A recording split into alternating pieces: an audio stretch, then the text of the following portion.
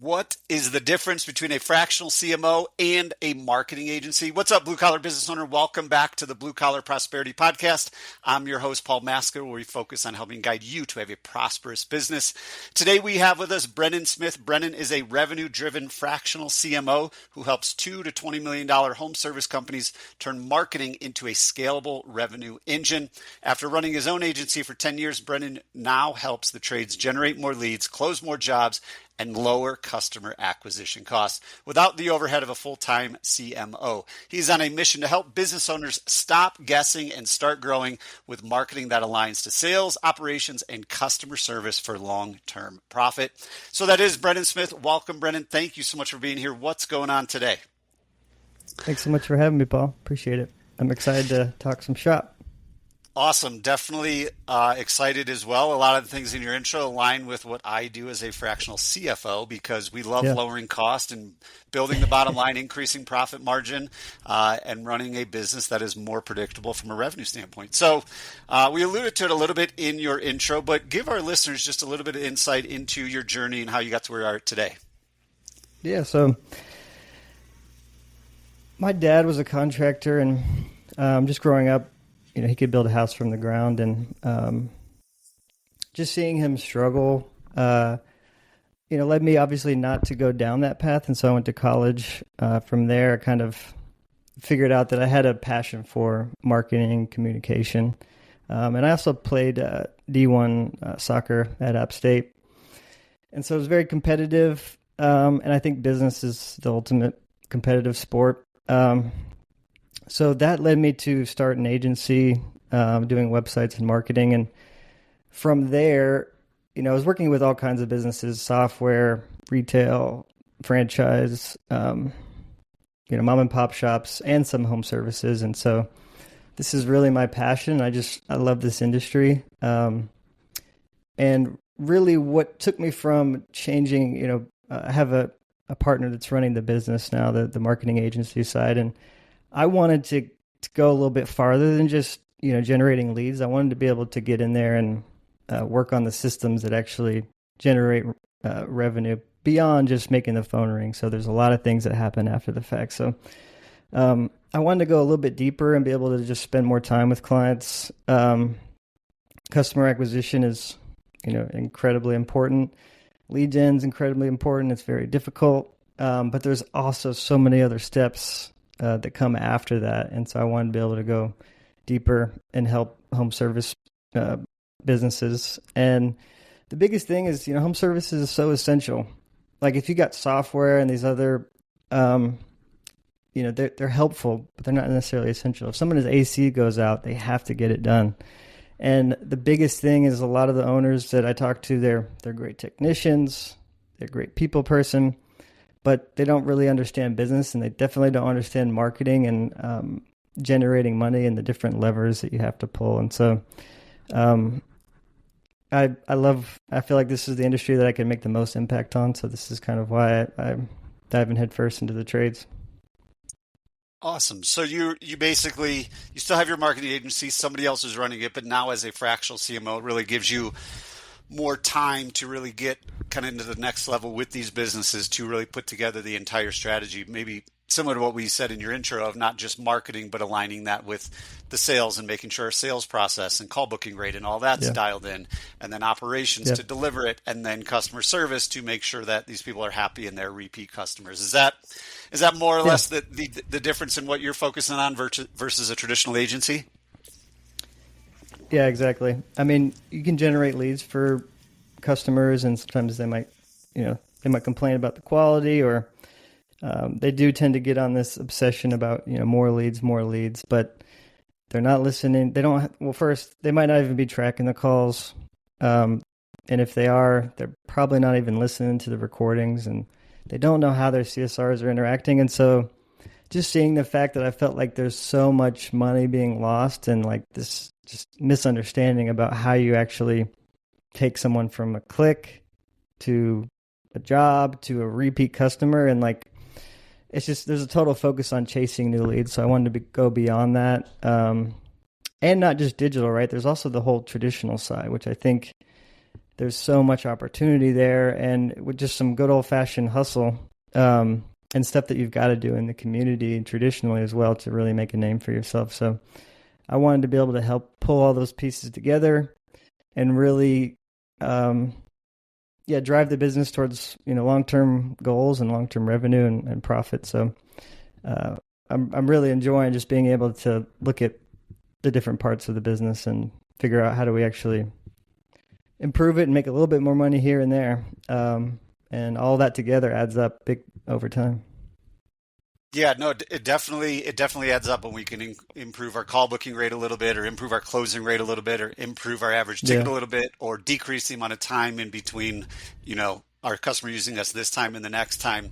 So let's kind of get into that. So you mentioned lead generation. Obviously, that's the first step. That's the first click. Hey, we got these leads, but it's only one part of a much bigger picture than I think a lot of people realize. The second part is actually managing those leads, so we can turn them into a paying customer and making sure they're not falling off the boat between clicking and actually paying. So what are some of the things in that customer acquisition equation that we might be overlooking that our listeners could focus on?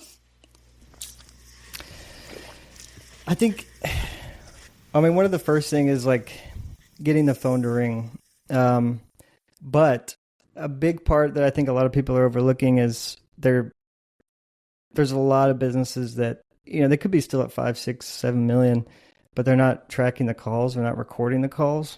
That is like, if you don't know where the calls are coming from, step number one, set that up, call rail, service titan, whatever tool you have to use. You've got to track the calls and know where they're actually coming from.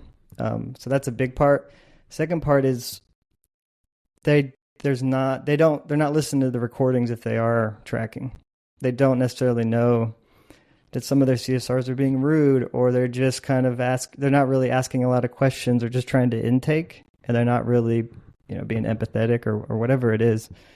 This is the first voice that someone's hearing when they have an issue. And if it's not a nice person, they're less likely to work with you. And so I think like it is this dance of like they're clicked, now they've called you. Okay, so that's just the first step. Now you've got to court them and the phone call, speedy to get out there. Once someone is out there, they need to be confident. Like if a tech shows up and he's really not confident in how all these things lead to closing more jobs. And I think are all part of like connecting the dots in the marketing equation. I just feel like marketing is every customer touch point. It's not just lead gen. It's, listening to the calls and actually coaching your CSRs and making improvements to how they actually talk. Those are some of the things that I think are big ones. Another big one is like just not responding to form fills.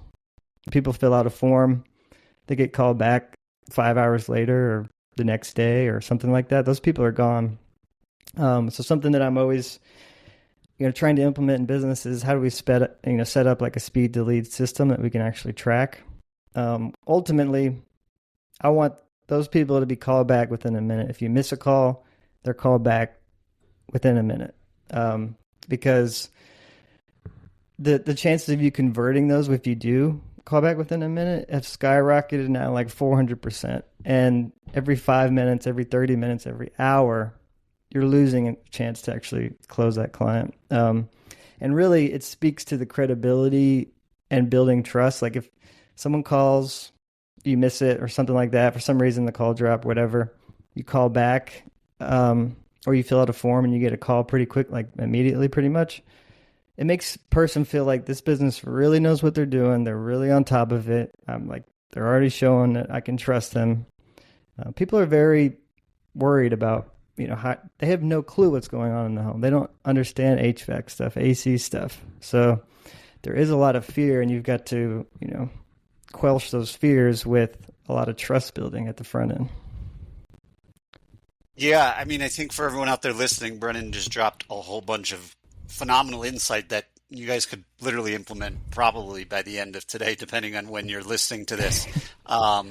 Looking at the customer journey as every touch point is a marketing opportunity. And the way I like to look at it is every time we do something right during one of those touch points, and Joey Coleman talks about this in How to Never Lose a Customer, but every time we can do that, by the time we get to presenting the price with the technician, if we have gotten rid of all of their fears and buyer's remorses and questions and uncertainties, we're just a lot more likely to turn them into customers. So if we can answer the phone properly, if we can be polite to them, if we can have empathy for them, if we can send them a text message when they're on their way, if our technician can show up, and these are just like 3 out of a million different things you can do. Technician shows up in a nice uniform. They've got a nice van. Yeah. They're like all these things. By the time you present the price, it's like, I don't want to call anybody else because this entire experience has been amazing. Yeah. I like to kind of equate it to, I think it was Jeff Bezos talked about, if you can run your business like every day is the first day, you would never miss a call. You would never be rude. You would always show up on time, because it's like you need that one customer. But I think COVID has, and we talk about this a lot. You hear it a lot about in the industry, but things were so easy in COVID. The phone was ringing so much. We didn't have to be polite. We didn't have to answer on the first or second ring. We didn't have to call people back. We didn't have to have a clean uniform. Like, we were just running and gunning, and everything was going to be okay because there was more leads than we could handle anyway. Whereas now it's kind of normalized, and it's not like that. And I think the last thing to hit on before we get to my next question is the form fills. And there's so much automation out there that this shouldn't even be an issue anymore. If someone fills out a form, they should get an email or text right away saying, we're going to call you in the next 5 minutes, and your CSR can call them in the next 5 minutes. I think especially now, as the next generation kind of comes through into home ownership, that there's a lot of people, myself included, who don't want to call companies. I want to fill out a form, I want to text with the company and make sure a technician shows up later today. Like, literally, that's what I want to do, because I don't want to talk to people. And that's just the nature of it. Like, yes, if there's an emergency and your AC's out or your hot water tank just exploded, you'll probably call somebody, right? And we need our CSR to be polite, empathetic, get that call booked and get out there today. But making sure your form fills are, being responded to immediately, making sure you're tracking all the calls, making sure you're taking advantage of every touch point in the journey. And if you do miss a call, having an autoresponder where they get a text message right away, hey, we saw we missed your call, we'll give you a call right back. All these things can be done and should be done in order to, like you said, speed the lead and grow the bottom line. So with that being said, I know one of the big things you talk about in your content is the lead treadmill. And a lot of times we're always just thinking about today and tomorrow. We're not thinking about once someone pays, it's just like on to the next one, on to the next one. We need more leads. But you're more on like, let's think lifetime value. Give our listeners a little bit of insight into what that means to you and how we can start to kind of think more lifetime value of a customer versus today's leads. Yeah.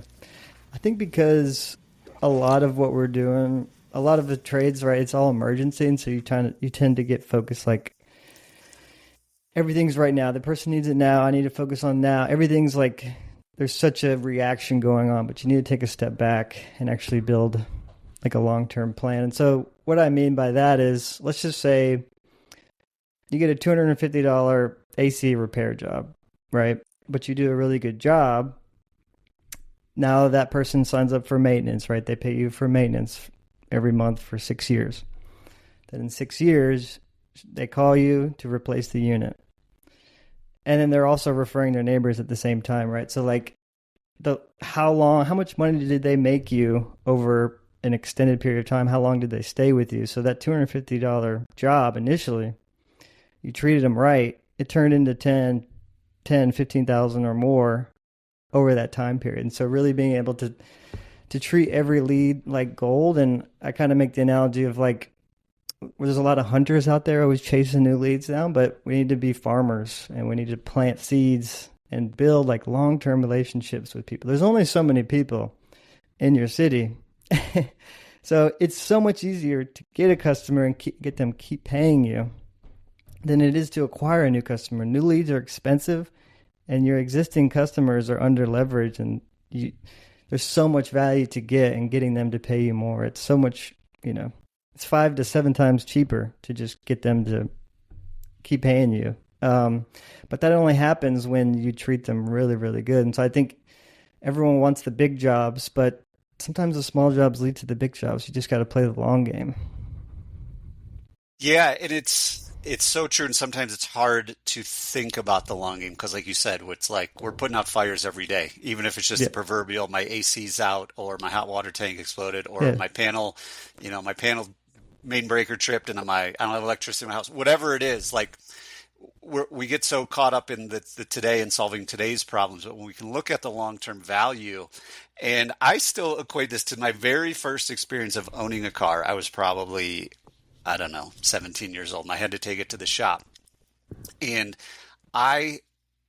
the car wouldn't start. So I thought it was either a new battery, new alternator, new starter, something like that. And I took it into the shop and they kept it. And they're like, every time we start it, it starts.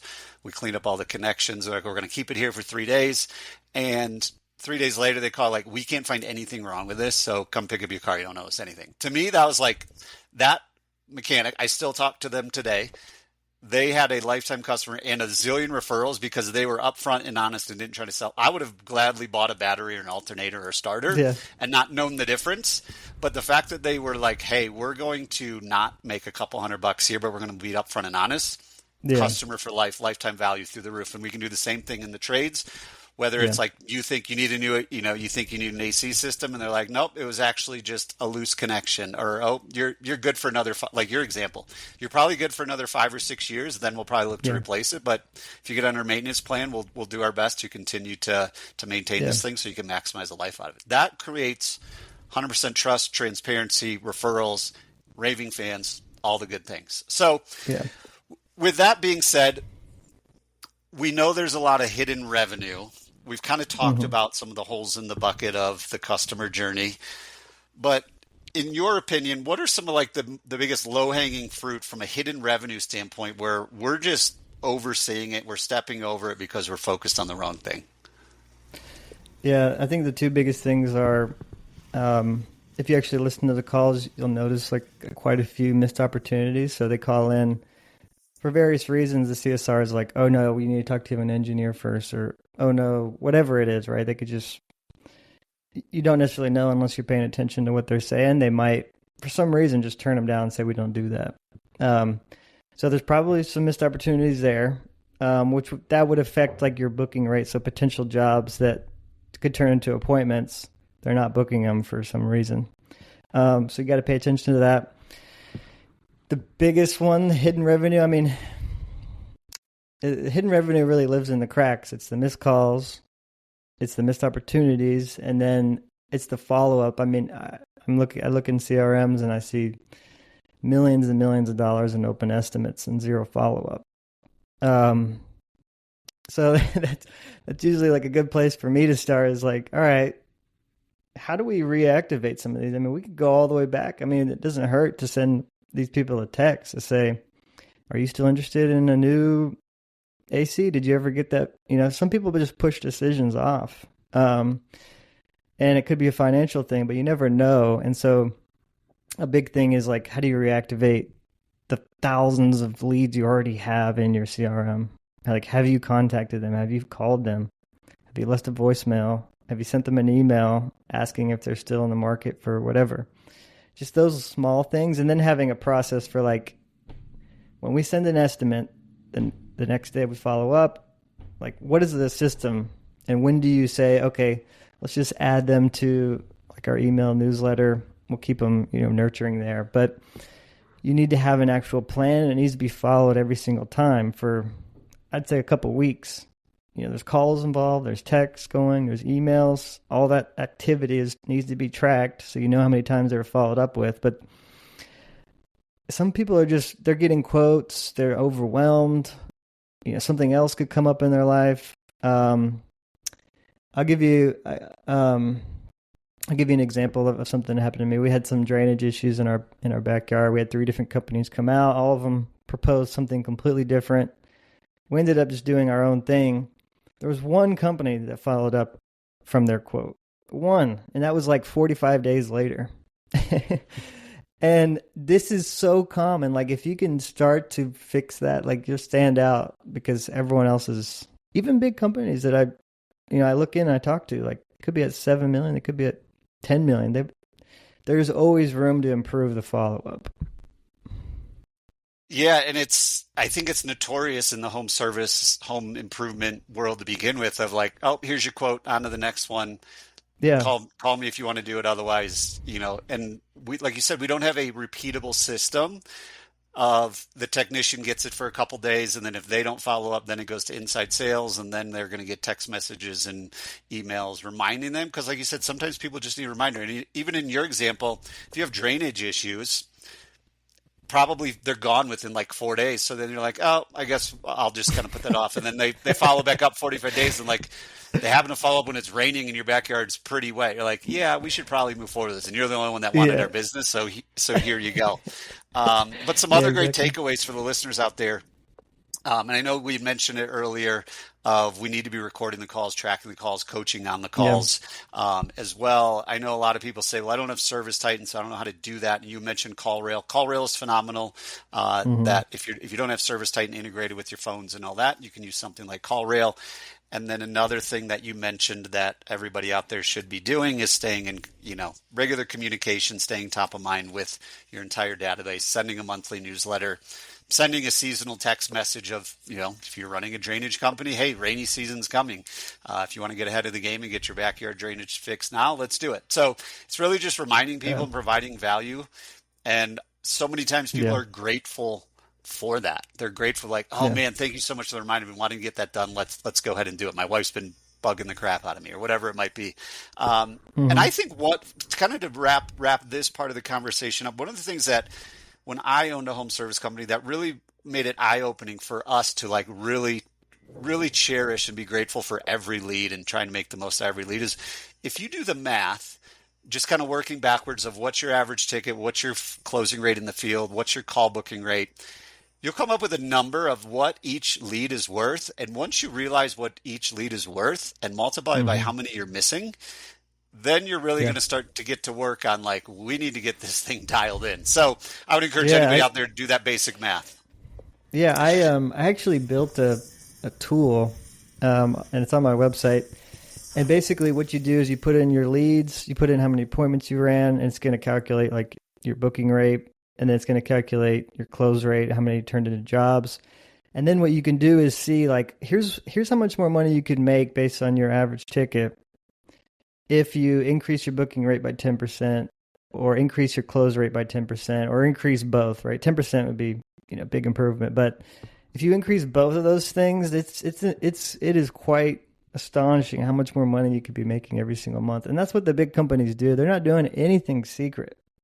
They just are obsessed with the systems of following up and treating every lead like we're going to service them. We're going to, we're going to give them value. We're going to extract money from them as well. And we're going to build a long-term relationship. But they treat every lead like it's their only lead. And they do that at huge scale across the country. And that's how they grow. There's nothing secret.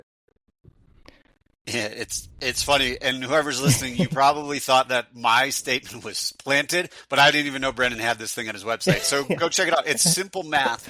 But we run this with our clients every time they say, well, we want to spend more money on marketing. We want to scale. And to Brennan's point, if we do all these other things, we probably don't need to spend any more on marketing. We're going to actually then lower our percentage of marketing, which is going to then increase your net profit margin and significantly increase revenue without spending another dollar on Google ads or another dollar with Yelp or another dollar with Facebook ads or whatever it might be. If you don't have to spend more on ads, that's a win right there. And you're getting actually more jobs from it. And if you're not having to run more jobs, you've improved your close rate because you've built more trust.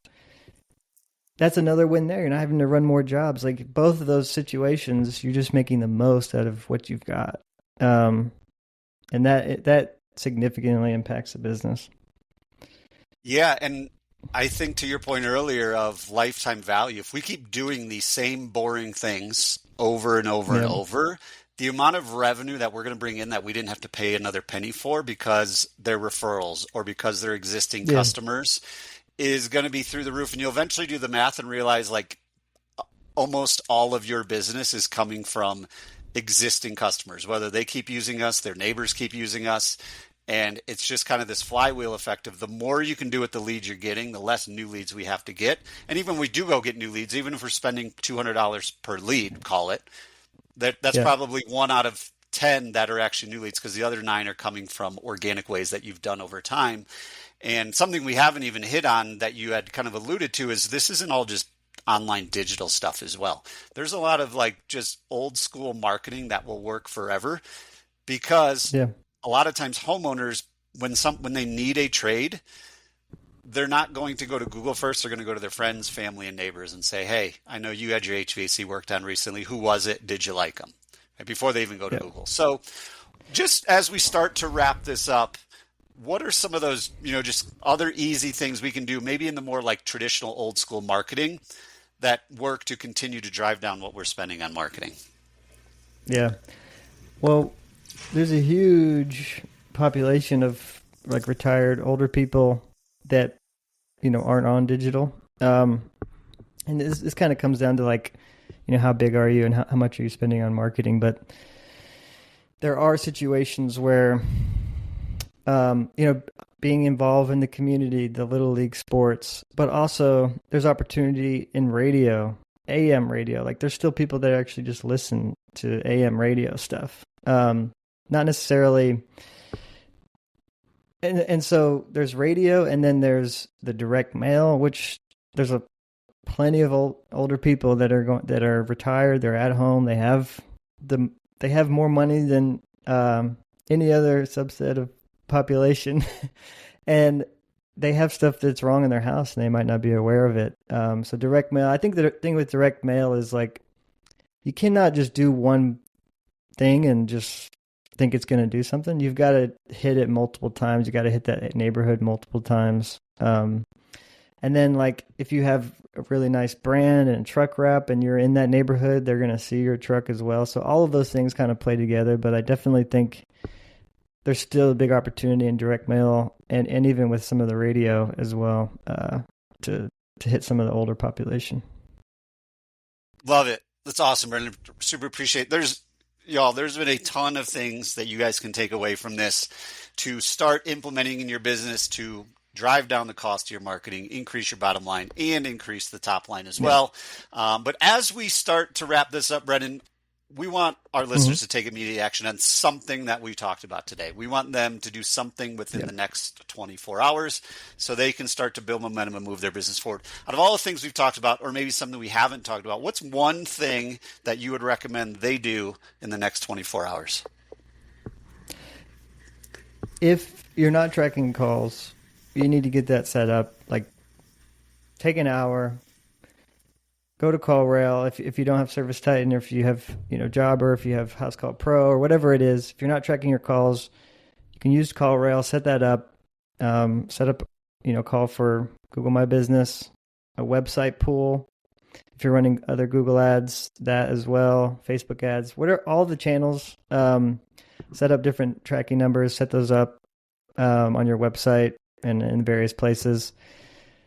Track the calls. So you can actually start to see like where calls are coming from and record those. If you are already doing that, take 2 hours and go listen to the entire month, July, whatever month you're listening to this, go and listen to the entire month of calls that you've recorded. And go back through and make notes and just look for the missed opportunities and the coaching points. I definitely encourage you to do that, and you'll find a lot of areas that need improvement just with the conversations going on from your front office. There you all have it. Go to CallRail. If you're not recording calls, tracking calls, figuring out where all of your leads are actually coming from, go to CallRail today. Make it happen. Brennen Smith, thanks again for coming on the show, sharing your journey and providing a ton of actionable advice, insight, wisdom for all the blue-collar business owners out there as we continue our journey to prosperity. Before we sign off, though, Brennen, where can our listeners go to keep in touch with you? Yeah, I'm very active on LinkedIn, so if you want to find me there, send me a DM connection. You can also go to compassfractional.com, where you'll find a couple tools. I have the booking rate and closing rate calculator, and then a revenue scorecard. It's just going to ask you about 25 questions that will help you see what are the different stages in the operation that need work. So, find me on LinkedIn or go to my website and reach out if you need something. Awesome, Brennan. Appreciate it. So that, again, guys, compassfractional.com, or if you are a LinkedIn user, go there. That's actually how I met Brennan and how we ended up having him on the show today. Brennan, thank you again for your time. Really appreciate it. Thank you, Paul. And before you head out, if you are ready to have a business that produces consistent positive cash flow so that you can have a financially healthy business and achieve your personal goals, let's make it happen. Head on over to thebluecollaradvisors.com/call to book a free financial assessment of your business. I will dive into the financials of your business, take a look at what's going on, find any red flags as well as opportunities that you have in your business. Let's make it happen. Again, thebluecollaradvisors.com/call. Until next time, remember, what got you here won't get you there. If you're ready for different results, it's time to start doing things differently.